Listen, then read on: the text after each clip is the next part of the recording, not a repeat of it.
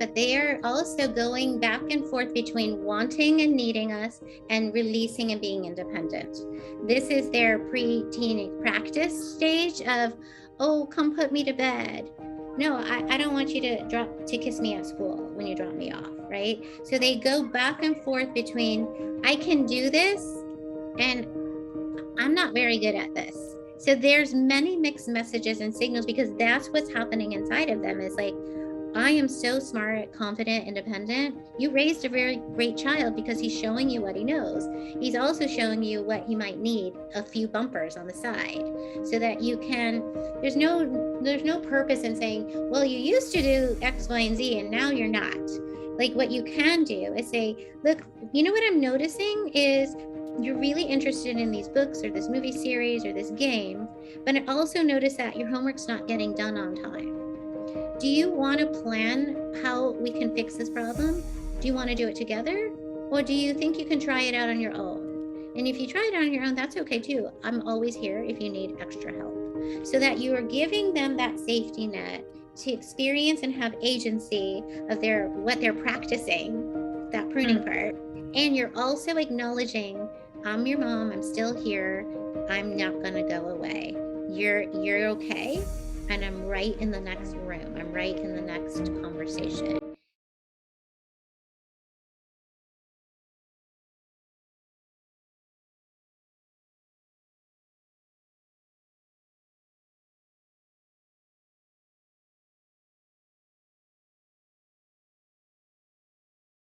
Hello, good evening, good morning, good afternoon, everybody.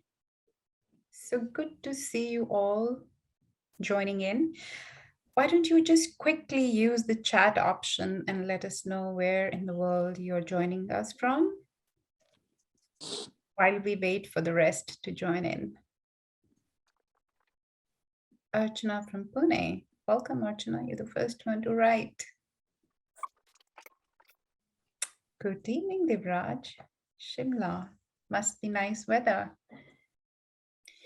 So for those people who joined us last month as well, you would know that we did the webinar on social emotional learning, and we are carrying on with the series because we got a lot of interest from people, and there is quite a lot of depth in that subject matter to explore. So for today's webinar, we have Sharon and Pranav joining Ram for a conversation into social emotional learning for the children age group 5 to 11, if that's all right. Okay. And we also plan one more session in the series, which will happen in August. And looking at the kind of interest that we got for this series, Pranav and Sharon are also working on bringing out a program for you all to learn more in depth into social emotional learning. And at some point, I think Sharon or Pranav will share more about the program with you. But if you have any interests, any questions, any suggestions about that, please feel free to share those with us at support@gocharya.com. I'll also put the email in chat box for you. Hi, Dr. Wafi, welcome back. And we just wait for, I guess, a minute more before we begin. Sharon, why don't you and Pranav just introduce it once again for those who might be new, who are joining us for the first time? Sure. Sharon, you want me to go first? Sure. Okay. My name is Pranav Ramanathan. I'm a co-founder of Gocharya and a leadership coach. And Sharon and I decided to bring out this session for various reasons. For me, in particular, I was youth certified to be a youth coach, and my interest in that is twofold. One, I'm a father of two little girls, ages 6 and 8, and I thought it would be helpful for me in my parenting journey. Also, because I am interested in leadership coaching Gen Z, millennials that are going to be coming into the workforce and becoming leaders very soon here. So the series we decided would focus on ages 5 to 11. And those of us that are parents, caregivers, teachers, and coaches, dealing with those age populations, what it means to do so in the world we are in, with both macro and micro issues, macro being the pandemic, and micro being things like the war in Ukraine, in the US, the shootings, and things that are disrupting the business world and supply chain, et cetera, all the stressors that we deal with on a daily basis. So with that, I will quickly introduce Sharon and let her take it over, which is what she is ready to do. Sharon is a SEL, social emotional learning specialist at an independent school in Santa Monica, California, and is a friend of mine. And we're hoping this will be a long journey for us with SEL. Over to you. Thanks, Pranav. Oh my gosh, I'm so excited to be here. Just looking at the chat and saying good evening, good morning, wherever you are from everywhere. It's so inspiring to just see who is showing up for this topic, because it's really something close to my heart and my passion and my mission currently, but always. As Pranav mentioned, I am a social, emotional, and academic learning specialist. And to kind of give more definition of that word, because that acronym, it sounds like a more recent tagline, but it's definitely something that we are all familiar with, just in our mindset, in our education, and in our family value system. So I want to start out first by defining what that is. I'm going to take us through exactly what Pranav was talking about, where we are as a society globally, how this impacts our families, and in our own homes, and moving forward to future professional positions that people will grow into. I will go through what we have been going through as as our brain has developed, what that science is behind that. And then I'm going to go through some developmental stages, as we mentioned before, from about age 5 to 11, but I'm going to always give you a bigger picture so that we can understand it better. I always welcome questions. I really love the chat feature so that you can talk to us and ask us more questions as we go along. Happy to stop and pause and have a little conversation, or just save a lot more Q&A at the end, which I would like to do as well. So first of all, thank you, welcome. And for those of you who have come back, I really am flattered that you want to hear more, and we're excited about sharing more today and moving forward. I'm going to ask you quickly in the chat to just guess, without using your phone or any kind of search, what year do you think the smartphone was introduced to society? Just give us a guess. And while those chats are coming in, I'm going to just give you a recap of what SEL means.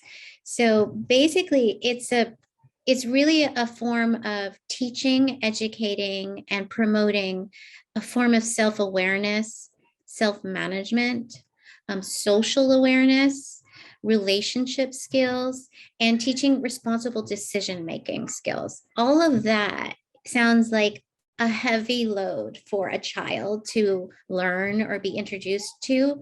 But the point of all of that SEL, what it's known for, is it's really critical for all those skills to be taught, explicitly learned, and modeled, so that we can have a chance for academic teaching, so that the brain can receive information coming from a place where it will be receptive and it will be held onto.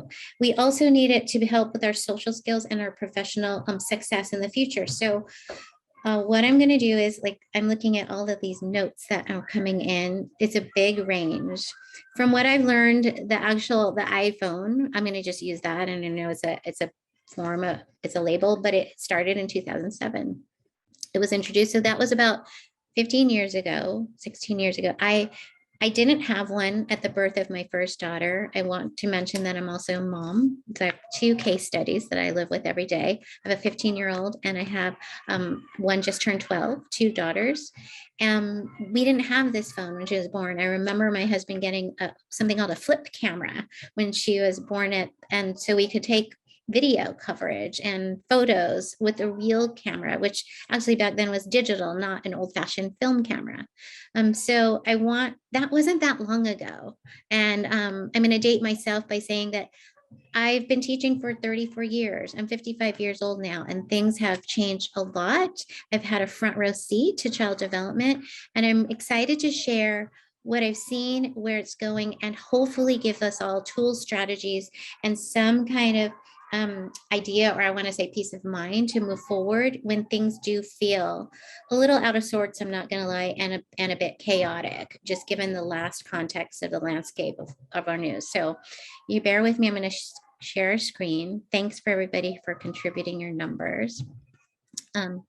This is a slide that I put together that reminds me of how I grew up. And I know those of you in the audience may not be in the same generation as myself, but if you'll notice, I grew up with a television where we had to change channels. And there was something called a TV guide, where it's a book that came every week and usually in the newspaper, and we would open it up and look at the dates and what would be coming on ahead of time, right? So every Saturday we knew there was a certain show to be anticipated, and with these television shows also were commercials that we had no choice to but watch unless you went to the bathroom or got a snack or something. This is a photo of a telephone book. And maybe you might still have something like this, but do we actually use them? Is something I want to, really dive deeper into, and the why behind why I'm bringing this to light, because we also had in my household something called a Thomas guide, which is a map to our city. So we would know where to go in case we had to find a friend's house or a store, or just to pick up something for our pet. And then we had a telephone where you actually had a number to dial tactily with your fingers, and you had to know what the number was, or you could refer to it from the telephone book. And then we flash forward to 2007, where you do see a smartphone or a tablet, which came a little bit later. And these are household vocabulary words for our children that none of us ever thought we would use. This is also an apparatus where you talk to, and then it tells you things. And in our household, it's called Alexa. On my phone, it might be called Siri. So I want you to just take a look at all of this and imagine all the brain pathways that were built because we use them all the time, every day, in every household, in every community. Imagine the process it took to open up a phone book or a Thomas Guide map book to actually look something up and find the order of it, right? Like, is it alphabetical? Is it by a zip code? There's a numerical association. Imagine your tactile input, sensory input is what I'm going to call it, for a phone number that you dial, and you actually have to wait. And then there's the waiting part, right, of the television, of the day of the show, of the commercial break. Those are wirings that all of our brains, we adults, most of us, I'm thinking, grew up with. So those pathways neurologically were built because our brains are organs of pattern seeking behavior, and they receive information, and they, once you wire it, it can stay after repetitive actions, right? So then you think about what these tools do when you say, Alexa, what's the weather today? And it takes away so much of those step-by-step organic skills that we were raised with. And it's absolutely convenient. I'm not against any of these things because I live by these. I use them as tools, but I also just want you to know and be aware that this is where our brain development has actually been deterred because we haven't been building these ways to think logically and execute decisions and function in a different way as a society. And now moving forward for our children, they have no idea what this is. They don't know how to put a record on. They just press, pause, stream, forward, and binge, right? Those are the vocabulary words they're grown up with. So I want to talk a little bit more. First, I'm going to just go through some quick brain science slides, and then I'm going to stop the screen and talk about developmental stages. So this is basically, we know that we're talking today based focused on age 5 to 11, but I want to back up a little bit because science has told us that the child's brain is developing at the most rapid speed from 0 to 3. That's when we think it's the most plastic. It's absorbing language. It's learning all about its 5 senses. It's born into the world, even before it's born into the world, into our arms. It's like taking in all this information and it just can't get enough. This is why they walk at 1, they talk at 2, like they just keep going. By the time they're 3, they might have a vocabulary of like maybe 1,000 words. We just don't know all the time because we're not counting it. They have receptive language, so they can hear and understand what we're saying, but they can't always say it back. But it definitely is happening, and those neurological pathways are being built along with their nervous system. Because I don't want to talk about the brain in isolation as they learn. I want to talk about how it impacts their whole body connection, and that's how it's integrated into the social emotional learning component of it. I have a habit of speaking really quick because I have a lot of information to get to. So I will pause and breathe and let you guys chat and ask questions as you go along. So as your child is developing from that tree that's just full of growth, it will also adjust as age and development unfolds and starts to be more efficient, and it will prune itself. So you can see this picture of a tree where it's got a ton of branches, the leaves are kind of falling out, and then it is actually coming a little bit more. The tree is the best way to prune, I'm thinking, for you to see visually, so that it will utilize its efforts more efficiently and proficiently. So a tree will prune so that it can be nutritionally fed best in the weather conditions, perhaps in winter, for example. And that's what our children are doing as development unfolds. They will start to like wean away or prune away areas that are just not going to be helpful for them. Their body is automatically teaching them how to grow up to be an adult. But I want to go back to that first picture of what was it? What pathways were they utilizing that stay in their lifestyle, that stay in their everyday way of thinking, and what have they been losing, or what are they losing? This is actually a picture of what's called myelination. As your child gets old, as all of our children get older, that efficiency is actually a neural pathway that is meant to be more effective. So they will not only wean away parts that they won't be using in their brain. And I'm going to give you a lot of examples in a minute, but they will also have these pathways that are super speed, like hydropower, Marvel magic pathways that are supposed to be more efficient.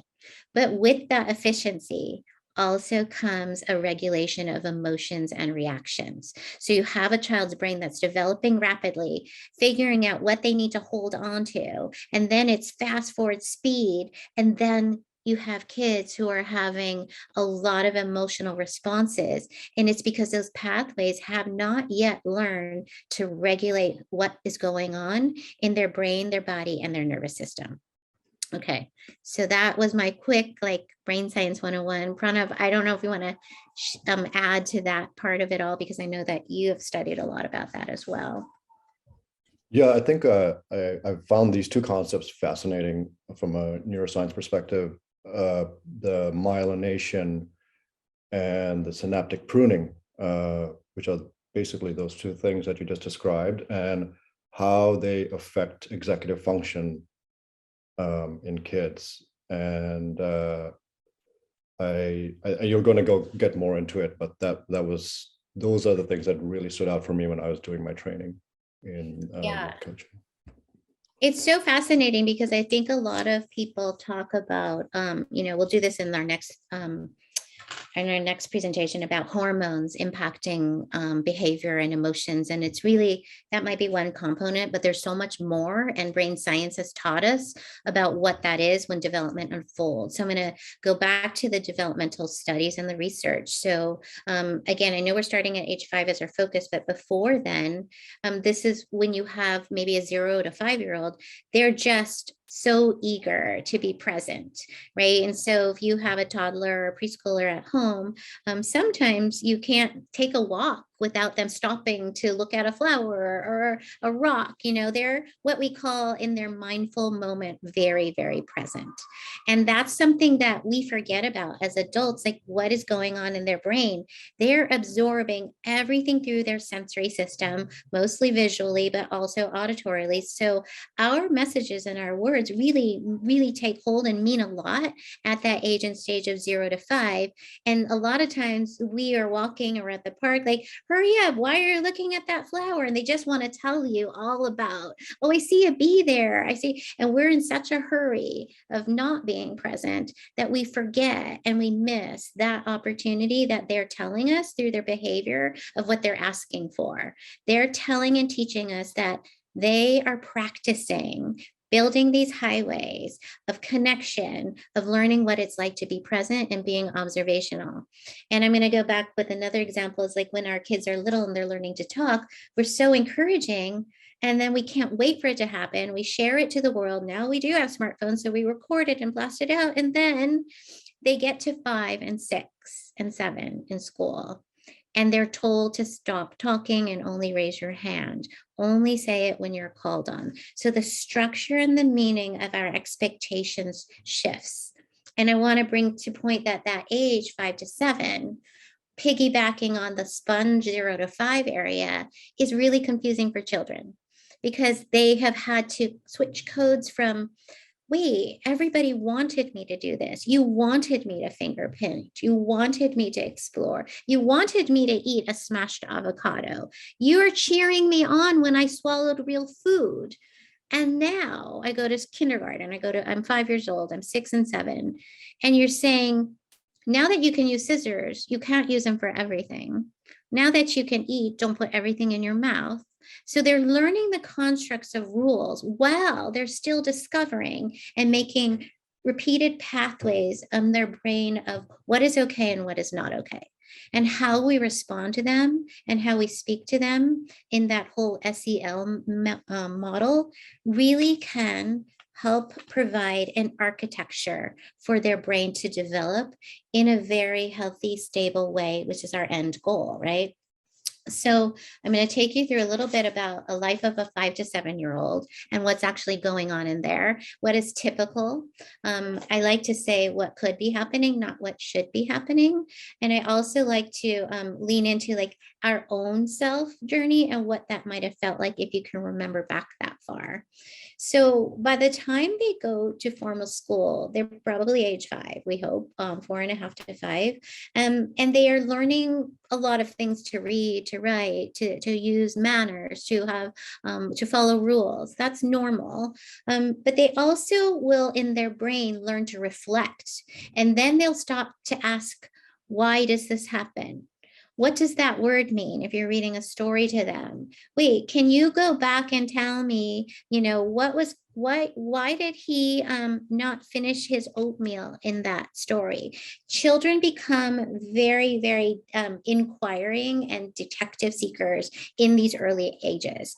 So I do want parents and anybody who works with small children to be aware of that, because sometimes as parents, we become a little annoyed because they're constantly asking us questions, but there's a why behind it. And I will teach you skills on how to monitor that and how to use it to our advantage and how to teach them strategies and tools so that we can manage their inquiries so it's not out of control and it is respectful.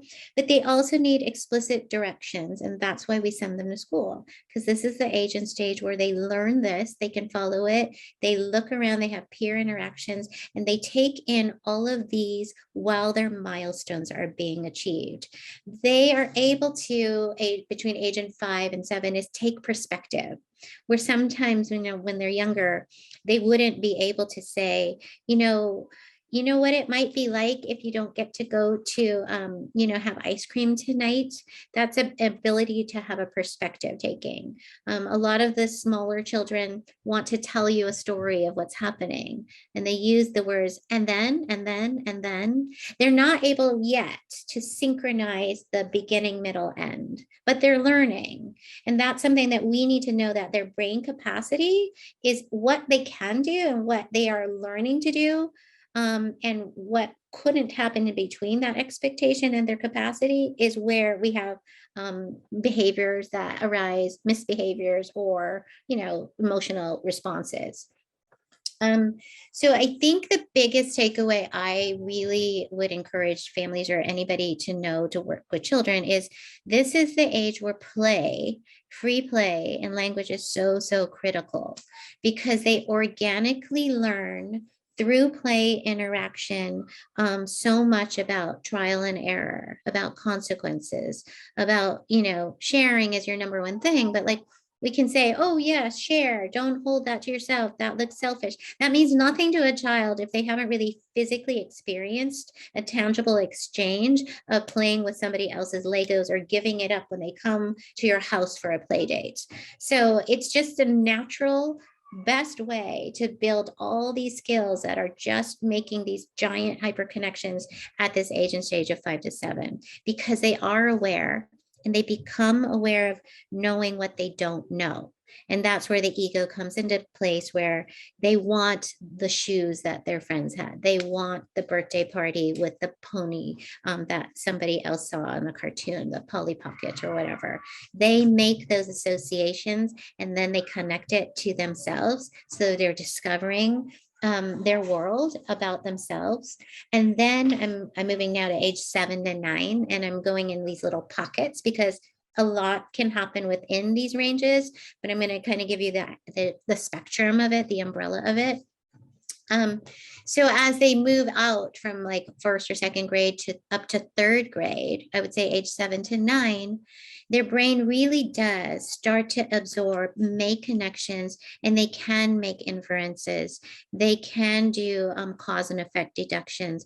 This is why the books and the literacy that you're exposed to in school has a higher meaning. It doesn't mean everybody who can read Harry Potter in kindergarten should read Harry Potter, because they don't have the cognitive development to make associations. They don't have context clues in their vernacular. They don't have a history of knowing that if this happens, this is always a happy ending. They don't always have that. This age 7 to 9 is where they're going to learn it. They're going to be exposed to it. They're going to have math problems that are repetitive. So it will take hold. And then they'll have it so much so in their lives that if they look at, for example, math as they'll know it so well, what we call automaticity, that they'll be able to break it apart and dissect it. So that's where we look at math skills really skyrocketing at this age, where they can look at it in a critical way and manipulate a math problem. So in the beginning, they were putting 2 and 2 together, literally, physically. And then by the time they're in like second grade and up, they really can have more abstract thoughts about math, manipulating it and understanding like, oh, repeated numbers is actually called multiplication. And the dissection of that is actually called division. When I look at a story and I tell you, oh, a problem solution, every fictional story or sometimes nonfiction has like, a challenge. What is the detective work in this story? Who is the character you trust in this story? That's a social emotional level that we really want to hit hard in these grade levels. Did you see that ending coming? Was that a twist in the plot? Why is that? They can cognitively make these connections at that age 7 and 9, where when they were little, when they were in kinder or first or even preschool, they really weren't able to kind of manipulate it that way because they didn't have enough life experiences to hold on to it and make it historically connected and true in their patterns of life. Okay, now I'm moving forward to as they get older. So I did just now talk about age 7 and 9, but I'm going to stretch it a little bit further, because They logically can think of things, and yet they're still young children who believe in unicorns and mermaids. So it is fun and amazing to see their growth because we treat them as very smart human beings who are evolving, and they have a part of their life that we want to hold on to as long as possible called creativity, and they're inspired by things around them that bring about fun and something that could be illogical. So they're kind of vacillating between age 7 and 12, actually, of real versus not real. They might believe in Santa Claus or the Tooth Fairy, or like I said, unicorns or mermaids or magic. It's a big, big thing. By the time they're in 3rd and 4th grade, they actually sell magician kits, and that's what they love. They love the fun, the novelty, and the trickery of that. And yet they believe in it too. So it's a half and half thing where they're vacillating between two worlds of wanting to believe and not wanting to believe. And we do have to know as adults to embrace that part. And then while this is all happening in their brain, the brain is sending messages to their body. So by 4th and 5th, or age 9 to 12, their bodies start to grow physically.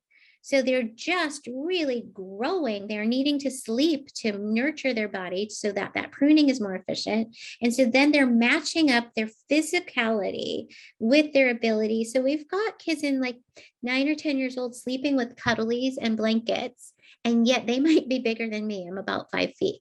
So it's really confusing to people who are working with them, teaching them, raising them, to say, okay, visually, I see a child that is growing to be so old, and therefore we think mature, but that might not always be the case. So I'm going to next go into actually what is the case. So according to Piaget and David Elkind, child development specialists, by the time they're about 9 to about 11 or 12, and then we'll overlap this for the next talk, children are known to imagine an audience that's not really there. And this is really important for us now, because now with technology, they actually do have an audience that they don't know, but they imagine is there, right? That's why we have influencers, because if they are exposed to a screen or social media, there's an audience out there that they don't even know their names, and yet they're playing to their audience. So before technology, children already had a developmental stage that was known to science as an imaginary audience. What that might look like in your house is getting your child ready for school, and their ponytail, like 9 or 10 years old, is like off center, or a bump in it. This is like a real life example from my home. I don't know about everybody else, but I hear this a lot. And you're like, we're late for school, I don't see the bump, who cares? So I'm going in with logic, and they care because they think the whole world is looking at their ponytail that's slightly off center. We logically know it's not, but we're talking to their logical brain about why it's not true. Their illogical brain in their developmental stages, you have no idea. Everybody is looking at me as soon as I walk in the door.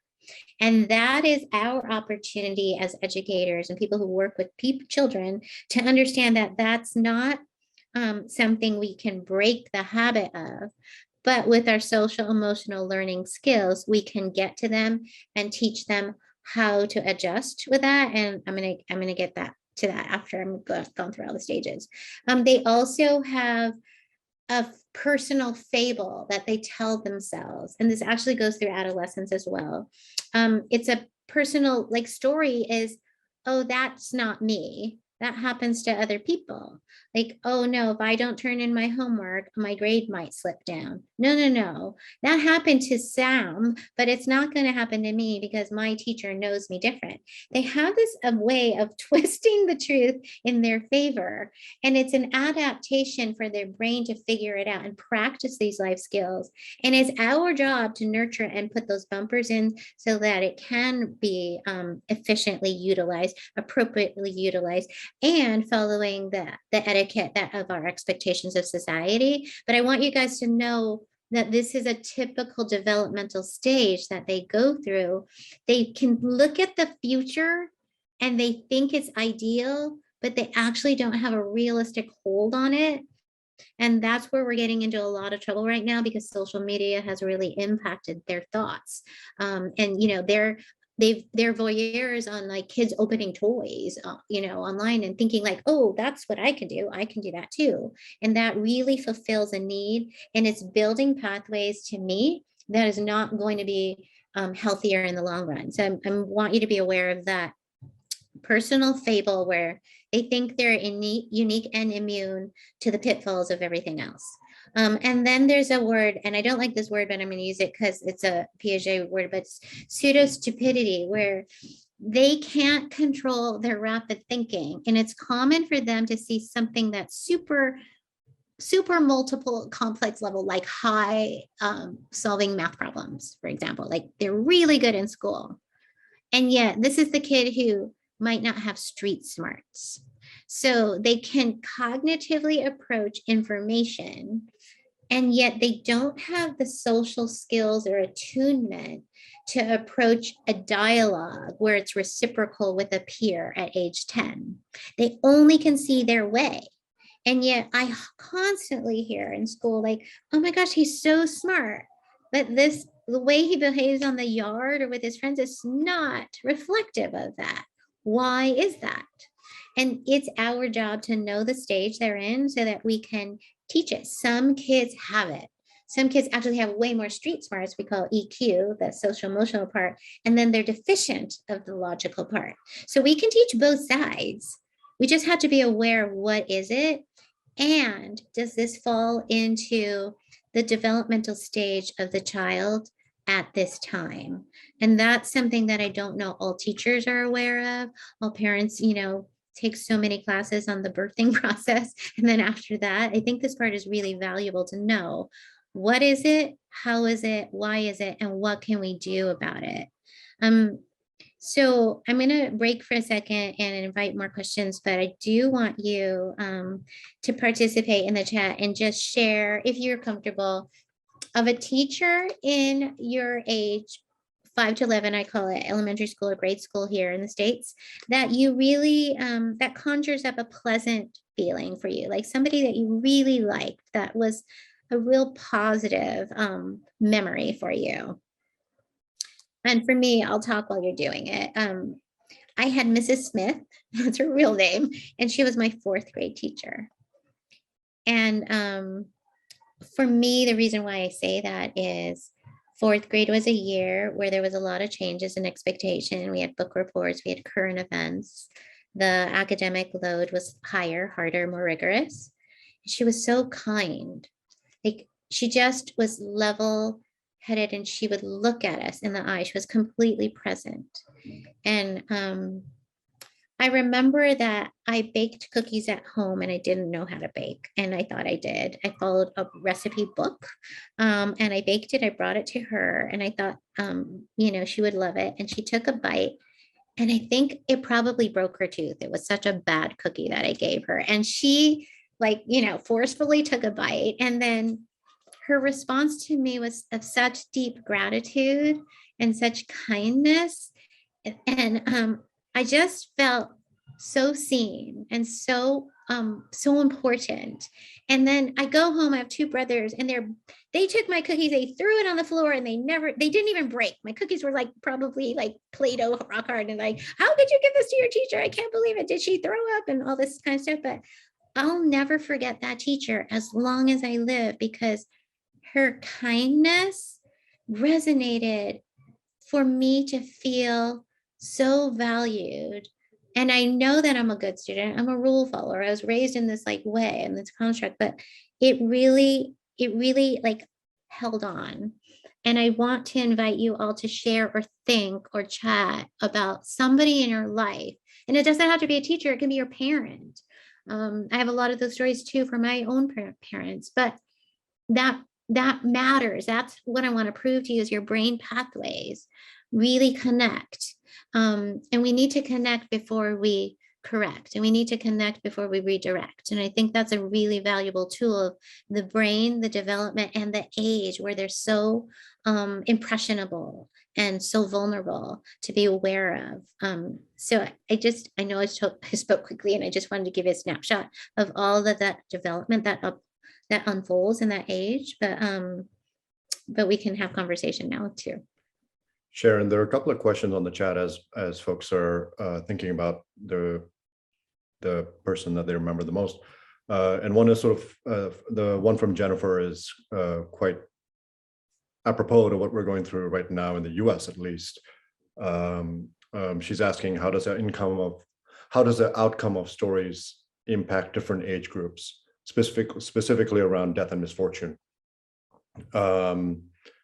And I think just the current events, you yourself have had to deal with the aftermath of the kindergarten shooting, and maybe speaking to that experience would be helpful to those of us that are feeling a lot of anxiety around how we're talking to our kids about these events. Yeah, thank you for bringing that topic to us. It is so current and present in my mind. I actually was asked to speak on shootings like that happened 12 years ago, and here I am again revisiting it and hoping that history is not destiny.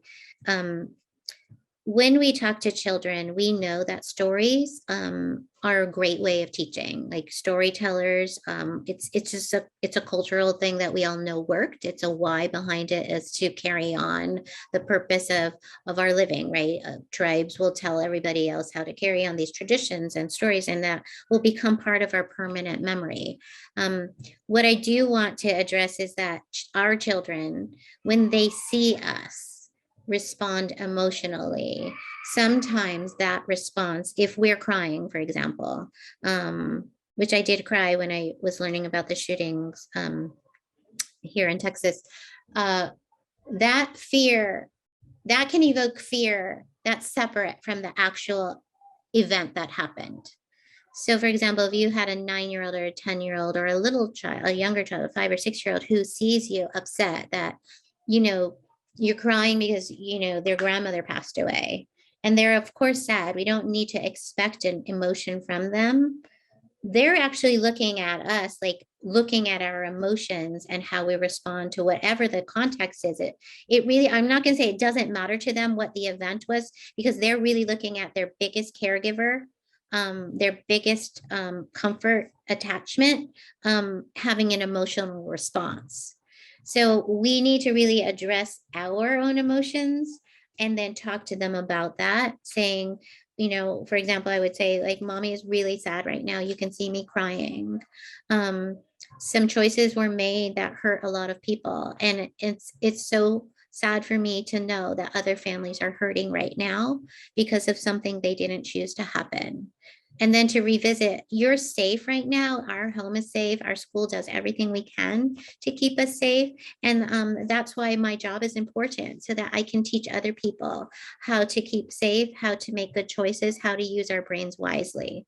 So I go back and revisit the why without, again, developmentally knowing where your child is or who your audience is so critical. I think sometimes parents over explain what's happening when they just they're going to be sufficient with, like, why are you crying?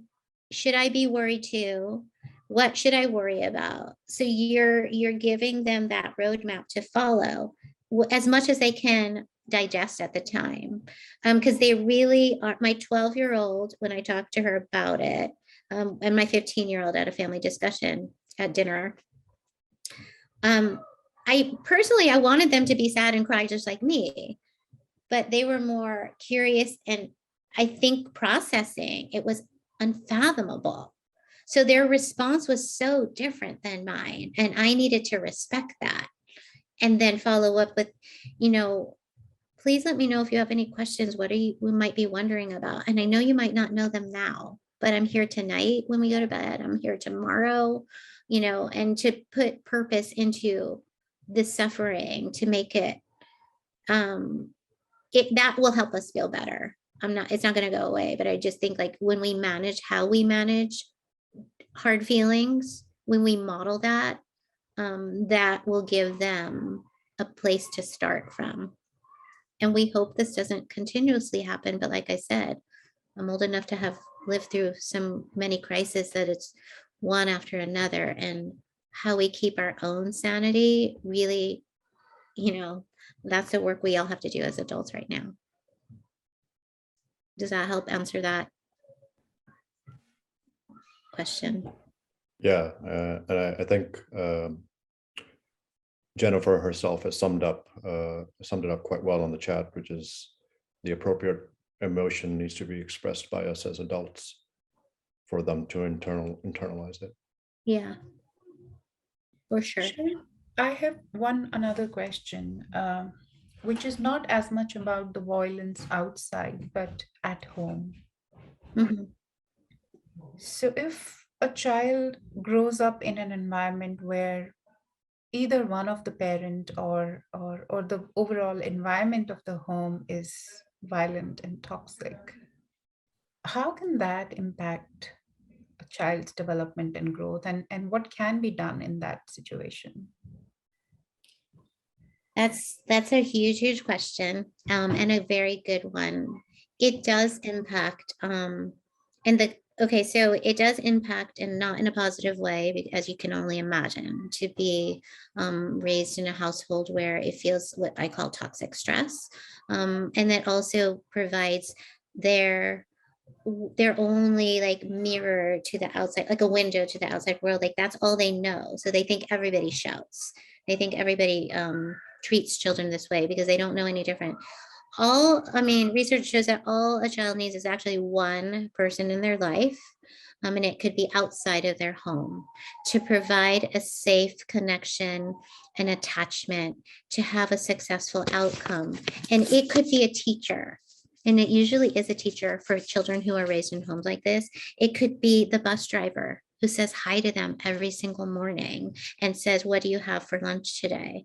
It could just be one speck of kindness that shows a glimmer to these children who are being raised in a home that might not offer that, because we all know that that's a repetitive cycle.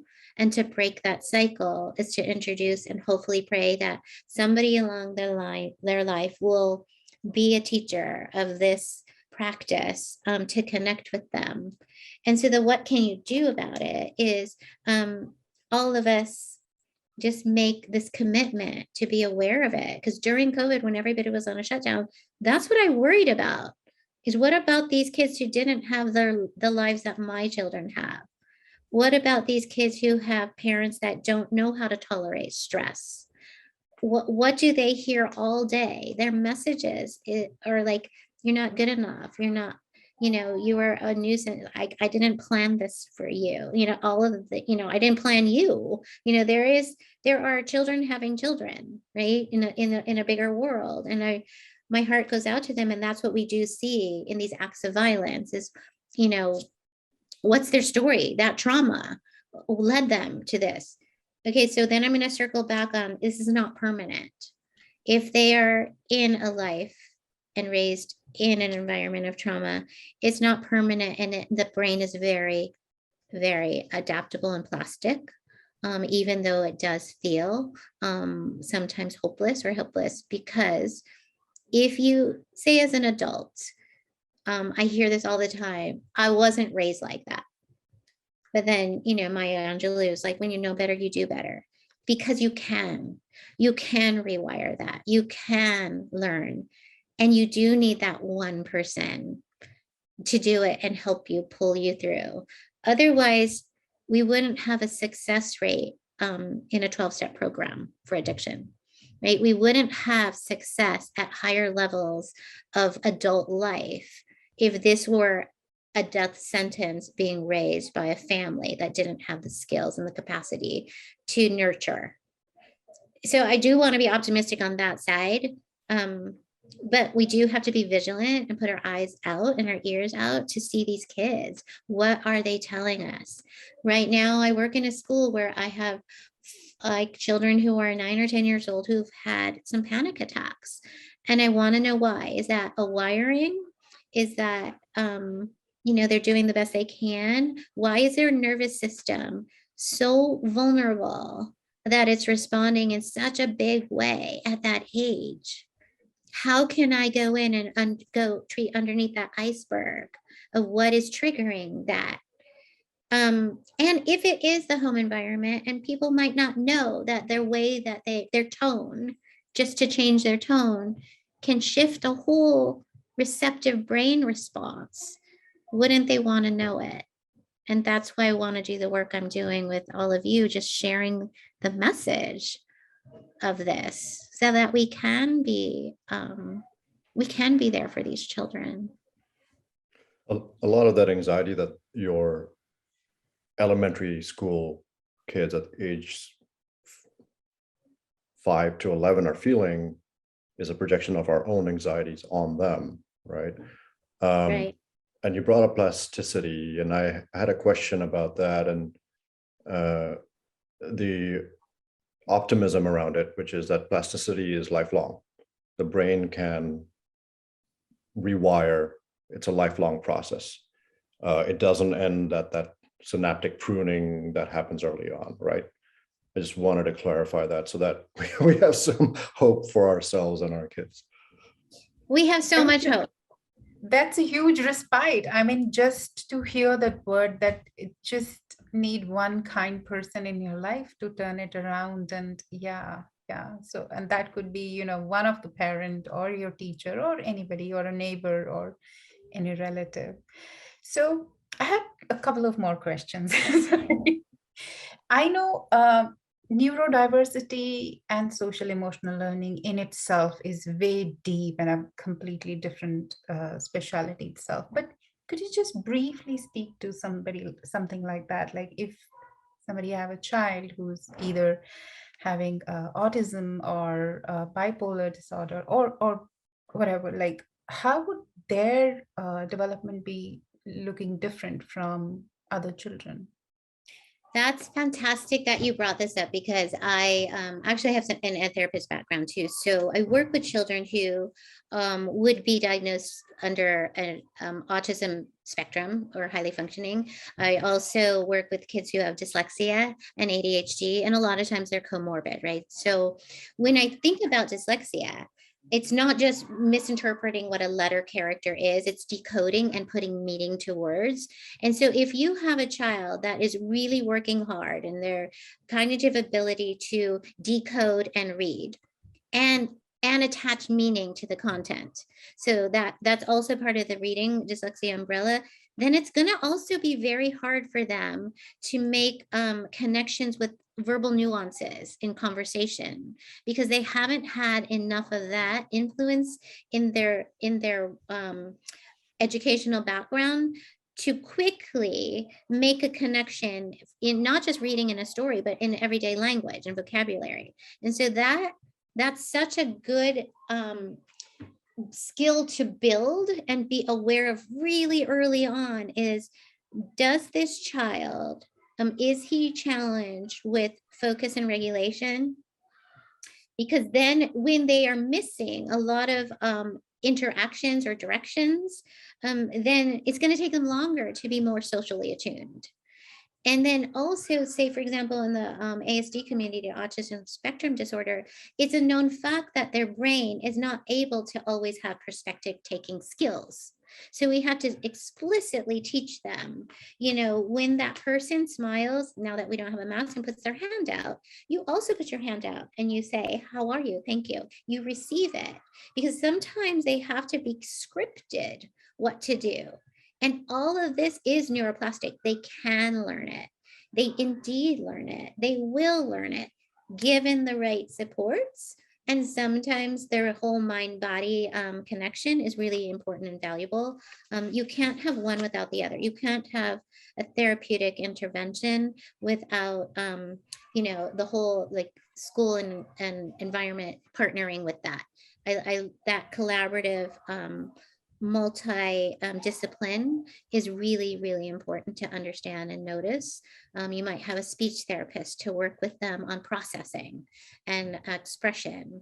And you might just have like a social coach to just say, look, I'm really proud of how you attacked that problem. But I don't know if you realize when you booed somebody else in class for not getting it, that their feelings were really, they were trying so hard. They don't have your superpower. Let's teach them the empathy part of it, but they do need the in the moment coaching sometimes, which is why a therapeutic companion can be very, very effective. But that's what I do is I teach executive function and I look at the bigger picture. Okay, what is going on here to help them get on track? And just like any child, if you needed glasses, you would get it. And this is a different form of what they need to get. I think it's important to reiterate that it takes one person. I've read that in research too. It takes one mentor to prevent someone from going down a sideways path in life. And I think there are 55 to 60 of us here on this webinar that each of us could be that one person. I think that would be one thing to point out. There is a question from Sterna around recommendations on books that help understand the different stages of development. One thing I'll say that Sharon and I are building out a series on that very topic, but Sharon, if you have any suggestions for books. There's so many books. I mean, you can get yours just logical, like what to expect at age 5. There's a whole series of those that is just developmentally appropriate for what they will be learning. Because I don't, endorse any one author. I do, I am a fan and I've been trained by Dr. Tina Bryson and Dan Siegel for Whole Brain Child, The Power of Showing Up, and the Yes Brain, which really approaches developmental stages and how we use that to impact learning and parenting and coaching. I'm a big fan of the 4 Agreements by Don Miguel Ruiz. I'll write all this up for everybody and we'll post it for everybody because I think the simpler, the better.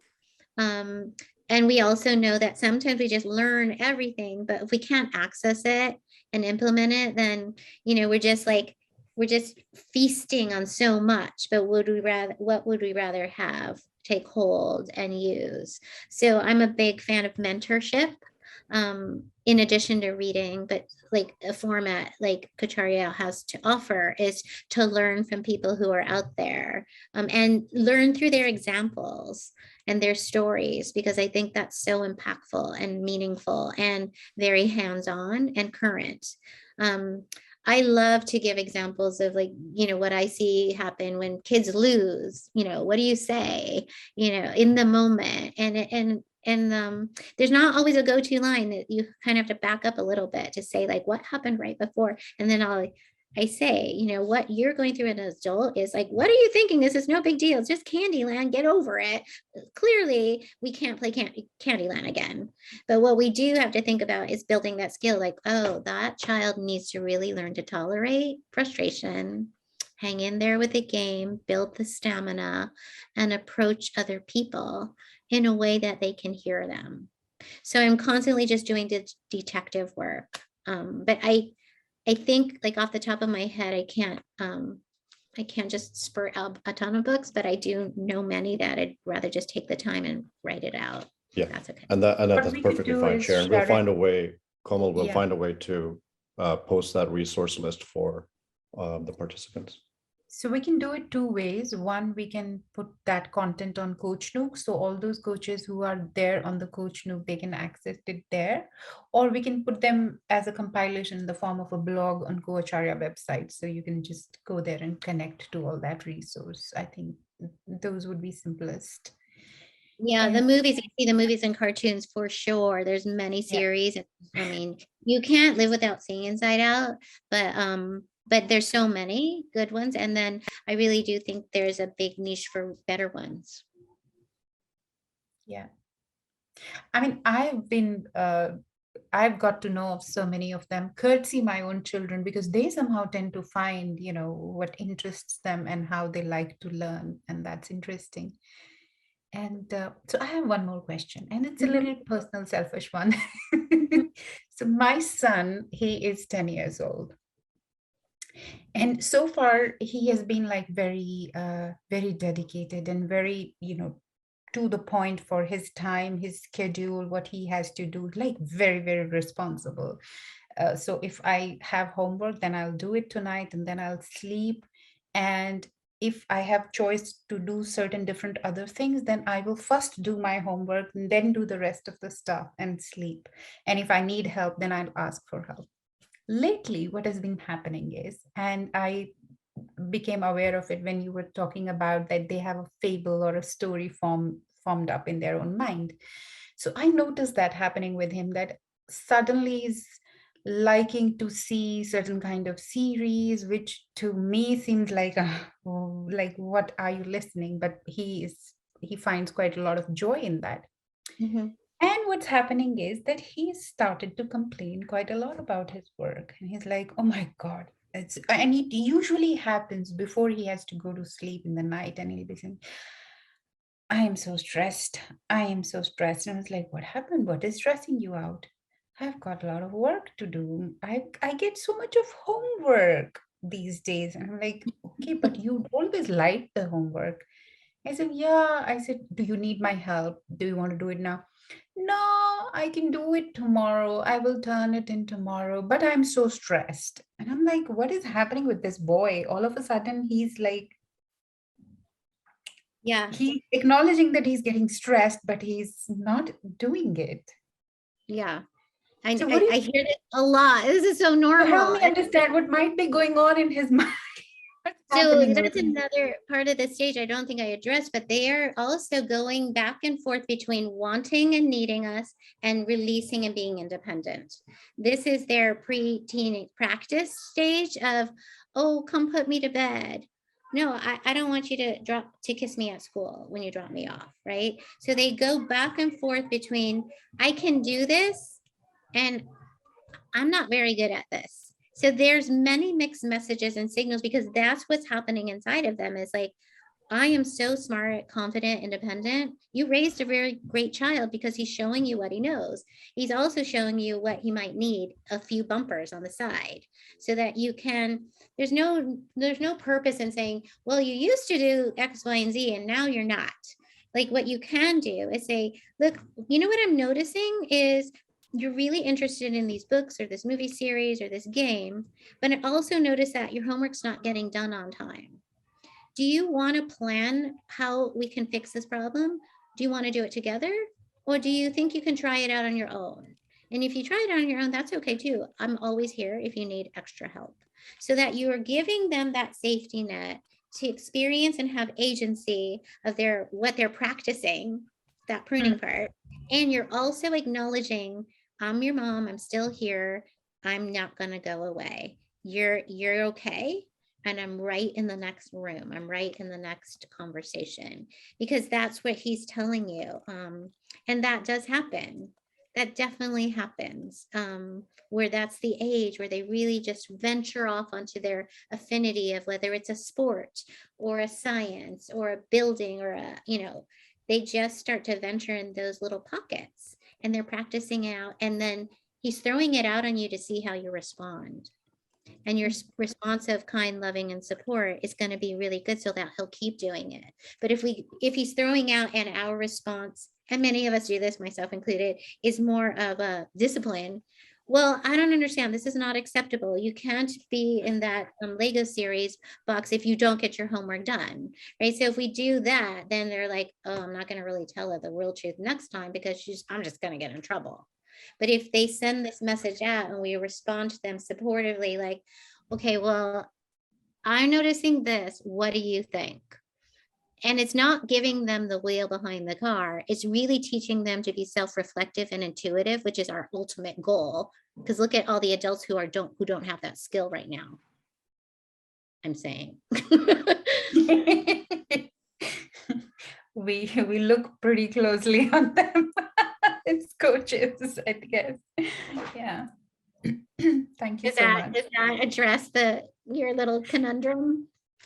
Oh yeah, absolutely. I mean, yeah, that does make quite a lot of sense because I notice him doing all of those things, like suddenly getting a little wanting to be closer to me and then just running away. So all of that sort of makes sense. So Yeah. typical. And use words like I notice, it seems, I wonder, so it doesn't feel so accusatory, and Yeah. it opens the conversation and the connection.